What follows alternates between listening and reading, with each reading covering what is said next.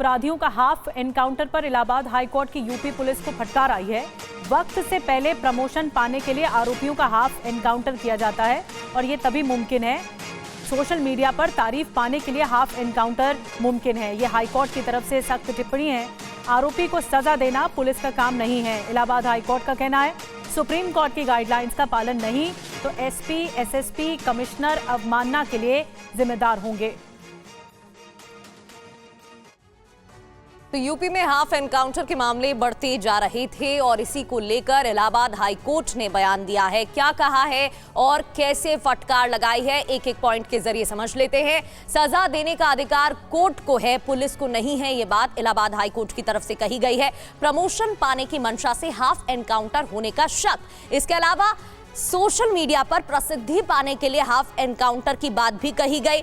चौथी बात, supreme court की अवमानना पर एसपी, एसएसपी पर कार्रवाई संभव है। गोली मारने के लिए मौखिक या लिखित आदेश होना जरूरी है। न्यायिक क्षेत्र में पुलिस अतिक्रमण न करे, ये बात भी कही गई है और विभागीय कार्रवाई के साथ एक्शन होना अनिवार्य है। मुठभेड़ में घायल अभियुक्त को इलाज देना भी जरूरी है। हाईकोर्ट ने डीजीपी और गृह सचिव को निर्देश दे दिए हैं। अभियुक्त को सजा देना पुलिस का काम नहीं है, ये न्यायपालिका का काम है। लेकिन बड़ी बात क्या है, उत्तर प्रदेश में 8 साल में 15,000 से ज्यादा मुठभेड़ या हाफ एनकाउंटर के मामले सामने आए हैं। हमारे साथ अभिजीत जुड़ गए, हमारे सहयोगी। अभिजीत, इससे पहले सुप्रीम कोर्ट में बुलडोजर एक्शन पर भी सवाल उठाए गए थे और अब हाफ एनकाउंटर पर इलाहाबाद हाईकोर्ट ने सवाल उठाए हैं। ऐसे में अब सरकार की ओर से या यूपी पुलिस की ओर से क्या कुछ या अब इस पे जवाब कैसे सामने आएगा?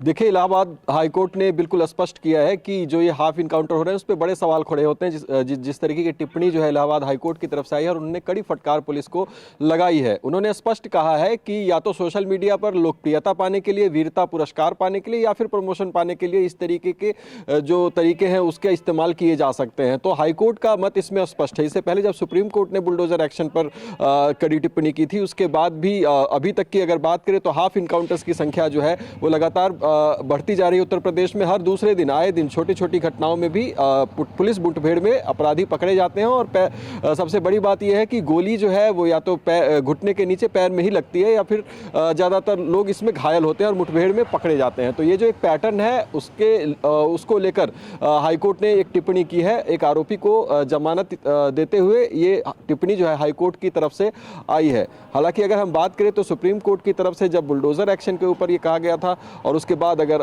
इलाहाबाद हाईकोर्ट की तरफ से अब हाफ इनकाउंटर के ऊपर कहा गया है, जो संख्याएं हैं वो अपने आप में बताती हैं 15,000 से ज़्यादा इनकाउंटर और हाफ इनकाउंटर जो है उत्तर प्रदेश में जिस तरीके से हुए हैं उस पर तो गंभीर सवाल निश्चित तौर पर खड़े होते हैं। लेकिन अब ये देखना होगा कि सरकार इसमें आगे किस तरीके की रणनीति अपनाती है। क्या ये संख्या आगे आने वाले समय में नियंत्रित होती है या शक भी जताया गया है और सवाल भी खड़े कर दिया गया। अभिजीत, बहुत बहुत शुक्रिया आपका तमाम जानकारी के लिए।